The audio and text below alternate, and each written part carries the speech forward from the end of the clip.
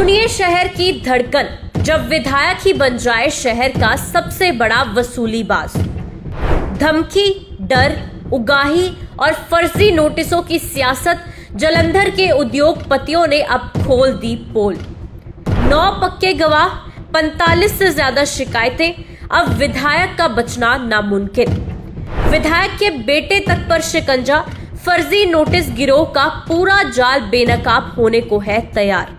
आज जो हम खुलासा करने जा रहे हैं वो सिर्फ एक घोटाला नहीं है, ये है सत्ता के नाम पर कारोबारियों की जेब काटने वाला सबसे बड़ा खेल। तो आइए शुरू करते हैं इसका खुलासा आज की धन प्रतिनिधि में।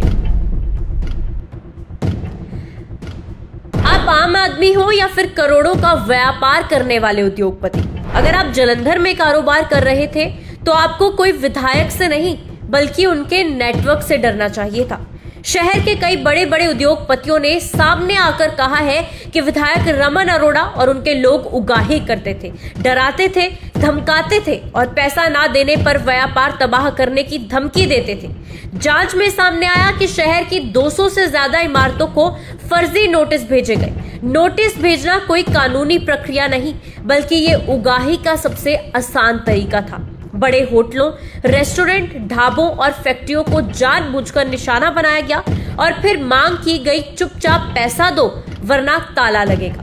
अब तक इस मामले में 45 से ज्यादा लोगों ने विजिलेंस को शिकायत दी है और इससे भी बड़ा झटका 9 लोगों ने मजिस्ट्रेट के सामने 164 के तहत बयान दर्ज करवाए हैं। अब ध्यान से सुनिए, सीआरपीसी की धारा 164 के तहत दर्ज बयान ना तो वापस लिए जा सकते हैं, ना ही गवाह उस बयान से पलट सकता है। अगर कोई झूठ बोले तो उस पर केस बनता है, यानी ये 9 गवाह विधायक के खिलाफ पक्के हथियार हैं, जिससे अब साफ है कि विधायक का बचना मुश्किल ही नहीं नामुमकिन है। उधर विजिलेंस की तरफ से भी जांच पूरी तरह से जारी है और कई बड़े सबूत विजिलेंस के हाथ लग चुके हैं। अब सवाल बड़ा है और ये भी जान लेते हैं कि ये गंदा खेल कहां तक फैला हुआ है। क्या सरकारी अफसर इस रैकेट में शामिल थे? क्या पुलिस और नगर निगम के कुछ कर्मचारी भी इस वसूली गैंग का हिस्सा थे? और क्या इस पूरे खेल के पीछे सिर्फ एक विधायक नहीं बल्कि एक पूरी टीम काम कर रही थी? जाहिर है अकेला आदमी ये सब नहीं कर सकता। ये कोई एक व्यक्ति की लूट नहीं बल्कि एक संगठित रैकेट था जिसमें नगर निगम के कई अफसर, नकली नोटिस बनाने वाले कर्मचारी और खुद विधायक रमन अरोड़ा शामिल थे। मिलकर चलाया गया ये पूरा फर्जीवाड़ा अब धीरे धीरे बेनकाब हो रहा है। विजिलेंस ने अब रमन अरोड़ा के बेटे राजन अरोड़ा को भी केस में शामिल कर लिया है। राजन अरोड़ा ने अदालत में अग्रिम जमानत याचिका लगाई थी। अब नकली नोटिसों के मास्टरमाइंड माने जा रहे एटीपी सुखदेव वशिष्ठ ने भी जमानत की अर्जी दी है।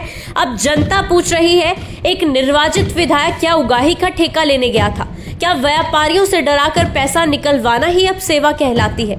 जब मजिस्ट्रेट के सामने पक्के बयान हो गए, 45 से ज्यादा शिकायतें दर्ज हो चुकी, तो क्या अब भी सत्ता बचाने की कोशिश की जाएगी? जालंधर की जनता अब खामोश नहीं है। व्यापारी वर्ग, आम लोग, उद्योगपति सबने एक सुर में कहा है कि अब ऐसे नेताओं का पर्दाफाश होना जरूरी है। ये मामला सिर्फ एक विधायक का नहीं, सिस्टम में बैठे उन लोगों का है जो सत्ता के नाम पर लूट का ठेका चला रहे थे। अब वक्त है कि जनता जागे और ऐसी राजनीति को जड़ से उखाड़ फेंके। अब आप भी बोलिए, क्या अब भी ऐसे नेताओं को बचाना चाहिए या फिर उन्हें ऐसी सजा दी जाए कि आने वाली 7 पुश्तें भी याद रखें? हम जनता की आवाज हैं क्योंकि हम बोलेंगे और भ्रष्टाचारियों के राज खोलेंगे। आप भी अपनी प्रतिक्रिया खुलकर कमेंट बॉक्स में दे सकते हैं। अगर आपको वीडियो पसंद आया हो तो इसे लाइक करें, कमेंट करें और चैनल को फॉलो करना ना भूलें।